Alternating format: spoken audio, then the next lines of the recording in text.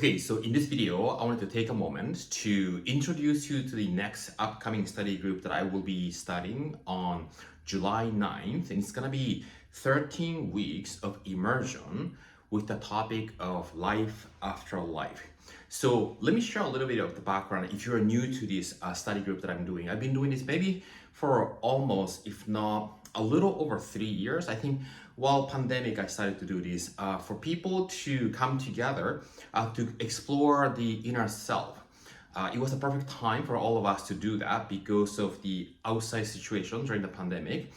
And I think the pandemic was a wake-up call to begin removing, begin putting that the mask was the symbol for me.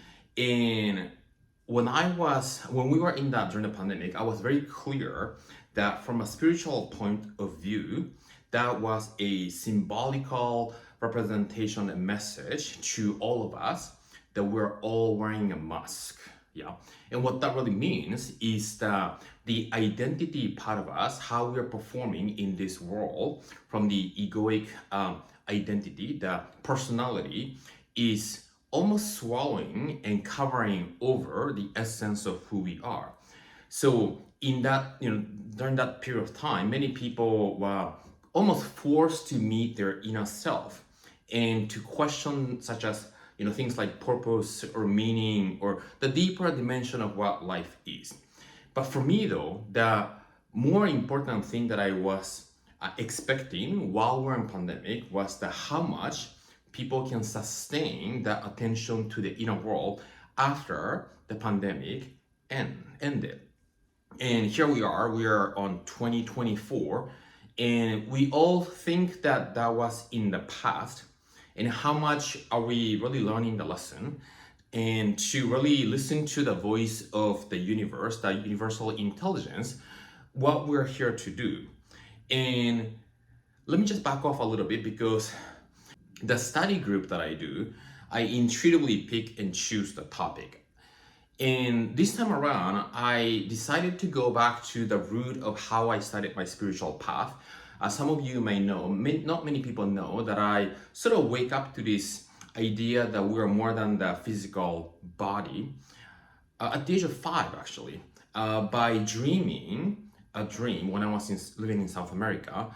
I was in the airplane, and the airplane that I was in was about to crash. And I saw that dream three days in a row, back to back. And I remember myself going to my mother's bed crying. And when you sort of meet and encounter that sort of experience, even though that was a dream, you start questioning what life is and begin looking at from a different perspective, right? So that experience took me outside of this box that most people, I think, still are living in their bubble of their mind. And the bubble of their mind is being shaped by the social norm, societal norm. And the societal norm creates some invisible agreement.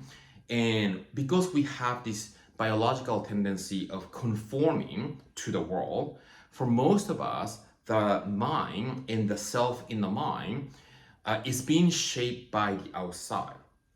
But what if the mind is something that we are supposed to be using almost the other way around? Because we can form a picture in the mind and begin producing it in the outside. So removing all those, barriers and removing all those sort of common sense and the status quo is something that I have been doing over the years. But this time around, I started to focus on this study group to really meet and observe and experiment and explore the idea of the human body transitioning into the next phase, right? So there's a book called Life After Life. And by the way, I'll be using a book I'm going to be using 2 books, but I'm going to explain how we're going to go about in a moment. But the first book that I will be using is Proof of Life After Life. So by Raymond Moody. And he wrote a book called Life After Life back in 1975. And it's a book condensed with different studies and experimentation, observation on how people have gone through near-death experience. And I feel strongly that when we begin understanding the experience of people going through that, we can at deeper level be able to understand the spiritual essence of who we are. Because every single person who go through this near-death experience or going through some sort of expansiveness, some sort of light, some sort of a pure essence of who we are, that the version of us that we have removed all the stories in the mind. Yeah. So the goal of this study group is not to is a couple of different objectives, but because many people fear, that the death of the body, and many people wants to believe that there's something after, right? And in the society, as a common sense, people are seeing and looking at the death of the body as the end of life. Yeah. Therefore, when that happens, people who are left are sad. Yeah. And the goal for me is for all of us to dive into this experience of exploring what that is for each one of us. Yeah. I cannot decide what a human death and life after life means for you, but I'm gonna decide what it is for me and form a belief around it while we're on earth.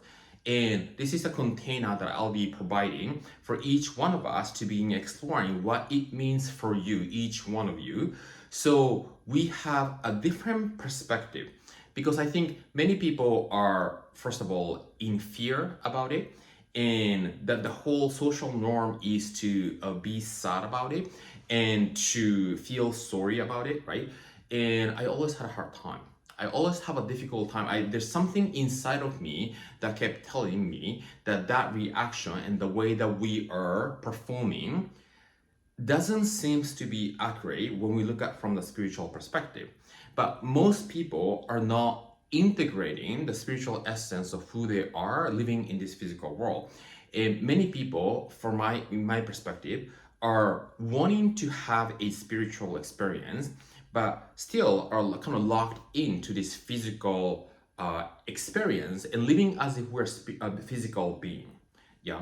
And just to kind of be on the same page, the difference between being a spiritual essence and having a physical experience, which I believe to be the case, and wanting to have a spiritual experience and assuming living as we are physical being, are completely different things. Let me say this again, because sometimes this may puzzle. I have come to realize that we are spiritual being, the essence, the beingness of who we are is at the spiritual level. And what that really means is that there's no end. Life is eternal. Yeah. And then we are having on this earth that has gravity and space-time reality, having a physical experience. Yeah. So the essence of the beingness of who we are and the experience that we have through our five senses are integrated. But when we live our life really getting caught with those five senses, we start slipping into this illusion that we are physical being. Then when we lose the physicality, that is the end, right? And then because that is sad and that is difficult and that is challenging, people want to explore spirituality, having a spiritual experience. That's completely the other way around of approaching things and farther from the truth. Yeah. So the goal for this is to begin really embodying this idea that we are a spiritual being and here on earth having a physical experience.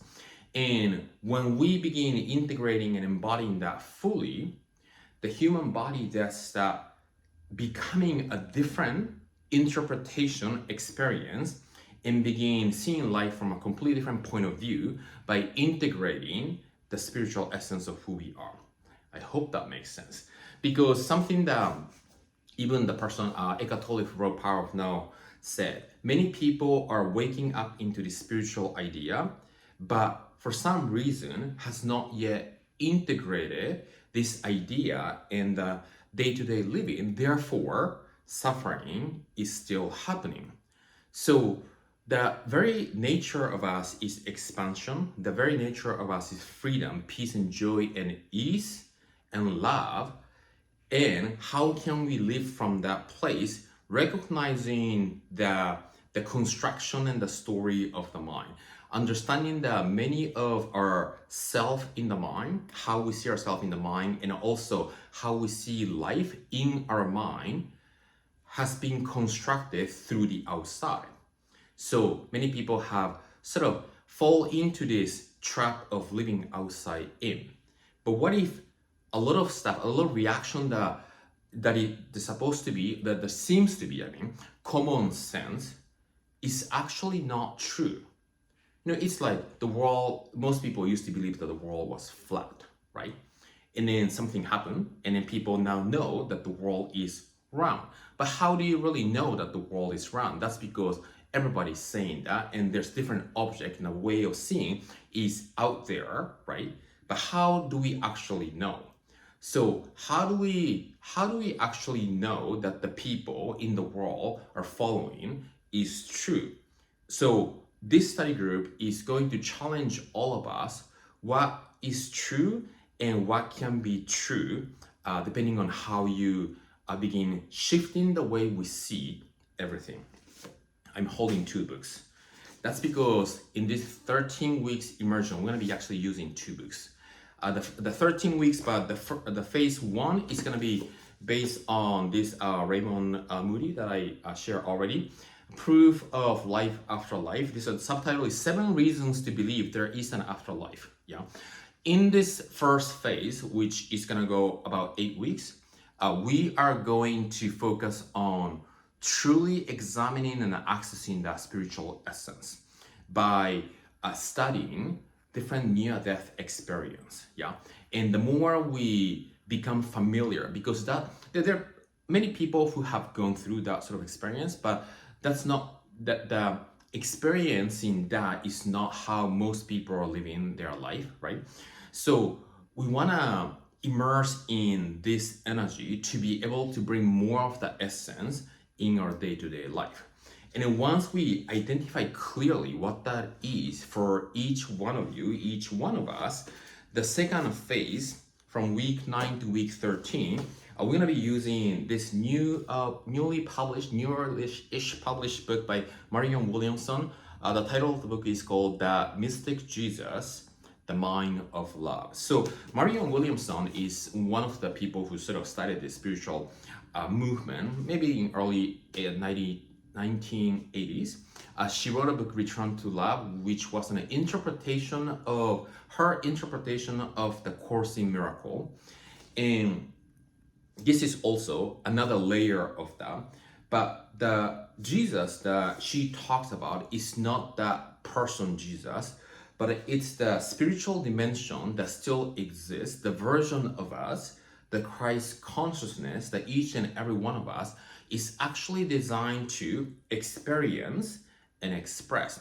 I want to say express and experience. Yeah. And the mind of love is exactly what that is. So earlier I mentioned that many people, their self in the mind has been constructed and formed through the social norm, the common sense, and the status quo in the outside. And most of the status quo is fear-based. And many people, from this standpoint, are not able to distinguish between the difference between fear-based and love-based, and that has become a norm. But the new way of creating our consciousness, the Christ consciousness within us, is to begin forming the mind of love. So once we identify clearly the spiritual essence, the root of who we are, we're going to be practicing integrating that into the way we show up every single moment, including our thoughts, including our emotions, and including our belief. And this is only 5 chapters, so we're going to do 5 weeks, but the last week of this, the last chapter of this is resurrection, right? That what represents Easter is the rebirth, right? So using the 13 weeks, the goal is to rebirth into the idea of integrating the spiritual essence into this physical experience. And this time around, I wanted to focus on life after life to be able to dive into that. And I think this is a relevant topic for a lot of people because this experience of the human body death is what every single one of us is gonna go through. And I see a lot of people experiencing in their surrounding. And how can we begin responding to those circumstances differently by having a new perspective, the embodied perspective of who we truly are. So the study group is gonna begin on Tuesday, July 9th. We're gonna come together over Zoom, 60 to 75 minutes each week on Tuesday at 5 p.m. Pacific Standard Time. And we're gonna go through entire 13 weeks back to back to back using this book first, 7 Reasons to Believe There's an Afterlife. We're gonna go through using 8 weeks. And the second half, 5 weeks, we're gonna be focusing on cultivating the mind of love by studying the mythic Jesus. So I hope you can join me. This study group has a cost in it. And the early bird is, if you pay in full, $1,000, $111. And there's a payment option that you can see below. And there's also a regular price, right? So if you sign up before June 30th, that's the early bird. But the gift to you, for me, is that this study group I am doing now as a sliding scale. So sliding scale means that when you start cultivating that mind of love, for me, there's a value of more than $1,000 because you can completely change the rest of the life, how you are gonna be living.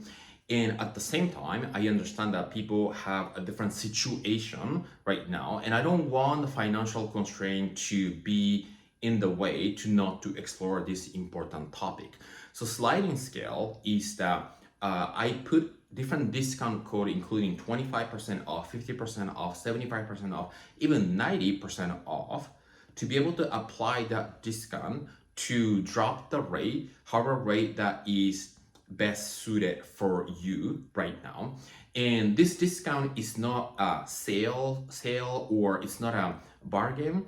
It's just a way for me to help people join this group and to be able to explore who we are a little bit more. And if you're able to invest in the full amount or something closer to that, I would highly encourage you to do so you can help others to cover the cost. And I'm gonna leave this up to your intuition and how you resonate with it to make the decision which payment option you want to select. But I'm offering a sliding scale. The regular cost of the early bird rate is $1,111. And a regular rate after that 30 years it's gonna go 1, 2, 3, 4, and there's a payment option. And then you can apply different discount to be able to feel excited about diving into this topic, to feel inspired about this topic, so you can stay in that state of inspiration, which is to be in the spirit. So you can begin living our life to the fullest, to not to come from the place of fear, but to constantly stay in the mind of love, to feel expansive, to feel absolute free, and to be in the energy how we're supposed to and designed to express and experience. So pick the amount that works for you and then decide to join. One thing that I want to mention, sometimes people might have a tendency to pay the minimum, yeah? And it has been my experience that you pay attention to the amount that you pay. That's why there's a cost to it, right? I have all kinds of YouTube video that I'm producing for free, and I'm not really sure how much that is impacting in a way that can facilitate transformation. But the study group is designed to help each one of us to transform, and the transformation requires your willingness and proactiveness to lean in, and to invest in a certain amount is gonna enable you to dive in instead of going back to the default state and begin going back to your habitual way of living, not integrating the spiritual essence. So depending on where you're at, right? It is up to you what you choose, but I want to encourage you to choose the one that makes you feel committed, right? If you're kind of trying out and half foot in, half foot out, you will not get the most out of it, right? So you want to choose the amount. This is interesting. This is part of this process, right? You want to choose the amount and the investment that allows you to feel that I can commit to this, right? Because that's going to change the rest of your life. So join me, study group Life After Life. We're going to be starting on September 9th, and the rest of the content will be below. And I'll hope to see you very soon in there. If you know anybody though also that would benefit, that you think that would benefit from this content, feel free to forward this link in the video so more people can benefit from integrating the spiritual essence of who they are. So see you in the group.